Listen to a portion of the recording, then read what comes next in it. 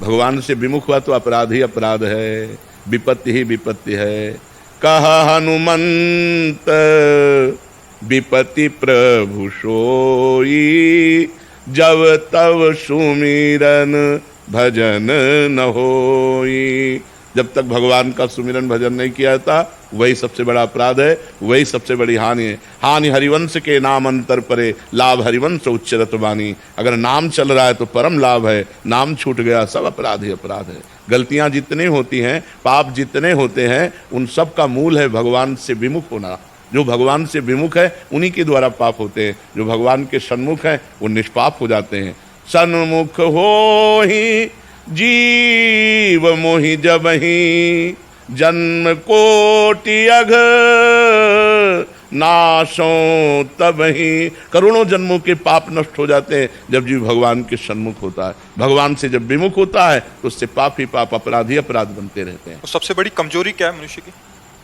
भगवान का बल हृदय में धारण ना करना, अहंकार करना, अपने बल का अभिमान रखना सबसे बड़ी कमजोरी है। और सबसे बड़ा बल है भगवान के बल का।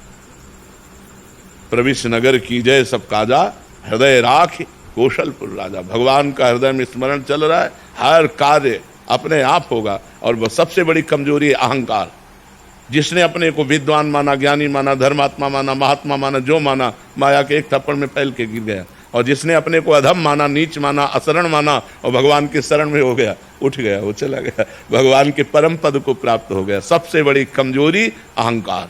संस्कृत मूल शूल प्रदनाना, सकल शोक दायक अभिमाना, ताते करें कृपा निधि दूरी, सेवक पर ममता तिभूरी। समस्त दुखों का मूल, समस्त कमजोरी का मूल अहंकार है। इस देहाभिमान के द्वारा ही दुर्गति होती है। हृदय में बल प्राप्त करने के लिए क्या करें? भगवान का आश्रय।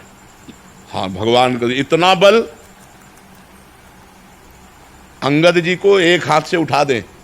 ऐसे वीर रावण की सभा में बैठे थे, एक हाथ से ऐसे उठा दें अंगद जी को, लेकिन राम प्रताप सुमिर पन रोपा।